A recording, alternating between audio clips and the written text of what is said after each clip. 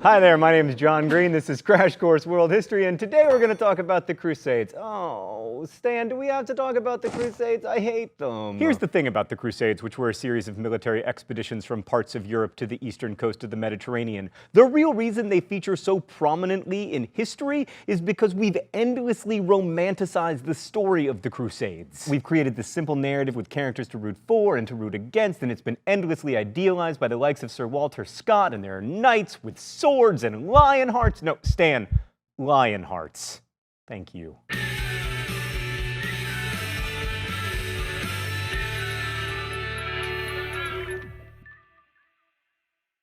Let's start by saying that initially the Crusades were not a holy war on the part of Europeans against Islam, but in important ways the Crusades were driven by religious faith. Mr.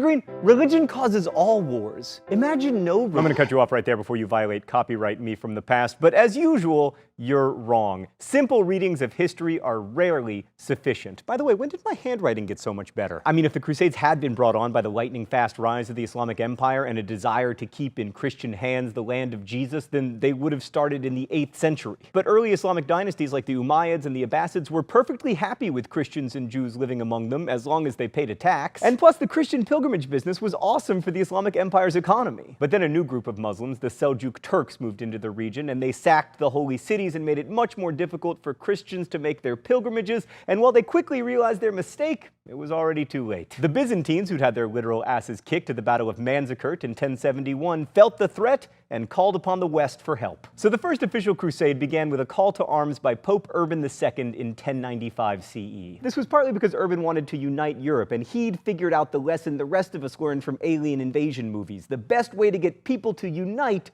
is to give them a common enemy. So Urban called on all the bickering knights and nobility of Europe, and he saith unto his people, "Let us go forth and help the Byzantines, because then maybe they will acknowledge my awesomeness and get rid of their stupid not having me as Pope thing. And while we're at it, let's liberate Jerusalem." I'm paraphrasing, by the way. Shifting the focus to Jerusalem was really important because the Crusades were not primarily military operations. They were pilgrimages. Theologically, Christianity didn't have an idea of a holy war. Like, war might be just, but fighting wasn't something that got you into heaven. But pilgrimage to a holy shrine could help you out on that front, and Urban had the key insight to pitch the crusade as a pilgrimage with a touch of warring on the side. I do the same thing to my kid every night. I'm not feeding you dinner featuring animal crackers. I'm feeding you animal crackers featuring dinner. Oh, it's time for the open letter? An open letter to animal crackers. But first, let's see what's in the secret compartment today. Oh, it's animal crackers. Thanks, Stan. Hi there, animal crackers. It's me, John Green. Thanks for being delicious, but let me throw out a crazy idea here. Maybe foods that are already delicious do not need the added benefit of being pleasingly shaped. I mean, why can't I get my kid animal spinach or animal sweet potato or even animal cooked animal? I mean, we can put a man on Mars, but we can't make spinach shaped like elephants? What, Stan? We haven't put a man on Mars? Stupid world, always disappointing me.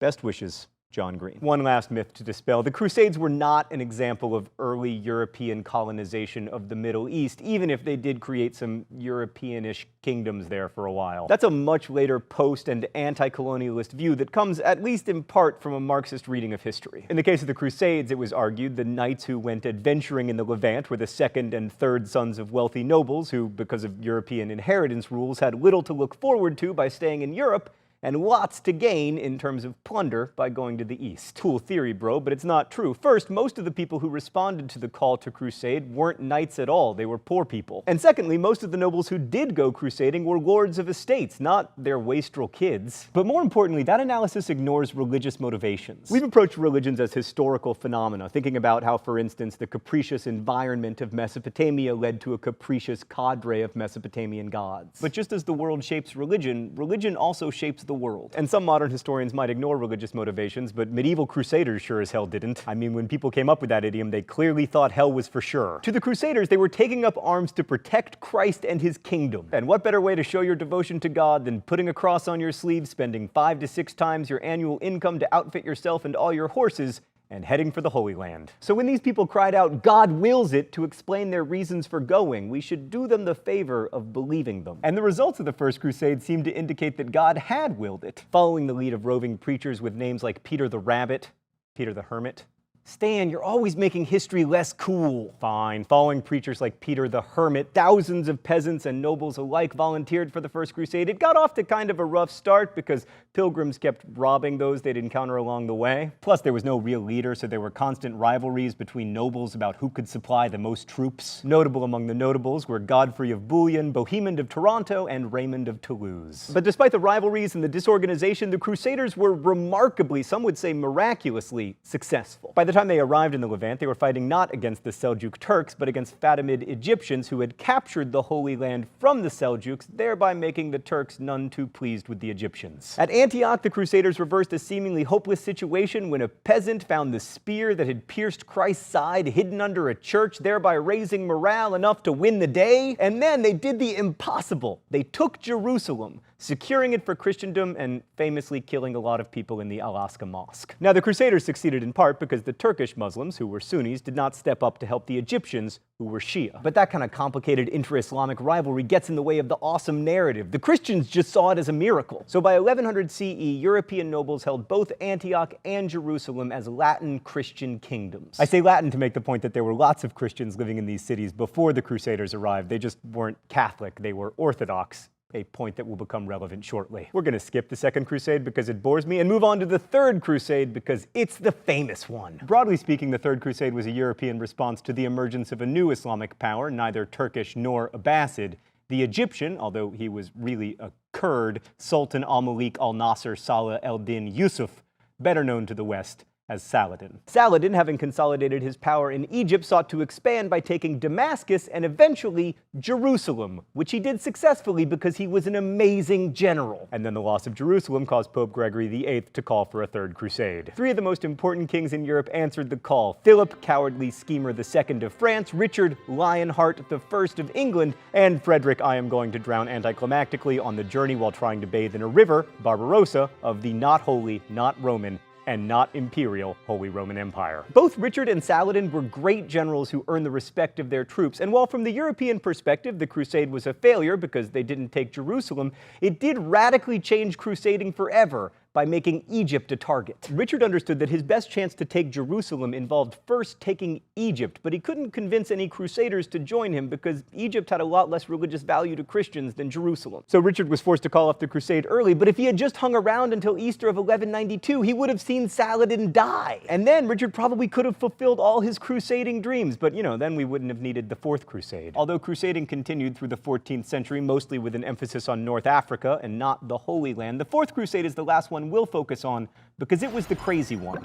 Let's go to the thought bubble. So a lot of people volunteered for the Fourth Crusade, more than 35,000, and the generals didn't want to march them all the way across Anatolia because they knew from experience that it was A, dangerous, and B, hot. So they decided to go by boat, which necessitated the building of the largest naval fleet Europe had seen since the Roman Empire. The Venetians built 500 ships, but then only 11,000 crusaders actually made it down to Venice because oh, I meant to go, but I had a thing come up, etc.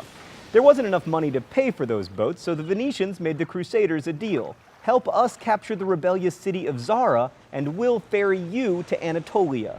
This was a smidge problematic, crusading-wise, because Zara was a Christian city, but the Crusaders agreed to help, resulting in the Pope excommunicating both them and the Venetians. Then, after the Crusaders failed to take Zara and were still broke, a would-be Byzantine emperor named Alexius III promised the Crusaders that he would pay them if they helped him out, so the excommunicated Catholic Crusaders fought on behalf of the Orthodox Alexius, who soon became emperor in Constantinople. But it took Alexius a while to come up with the money he'd promised the Crusaders, so they were waiting around in Constantinople, and then Alexius was suddenly dethroned by the awesomely named Murtzophlus, leaving the Crusaders stuck in Constantinople with no money. Christian warriors couldn't very well sack the largest city in Christendom, could they?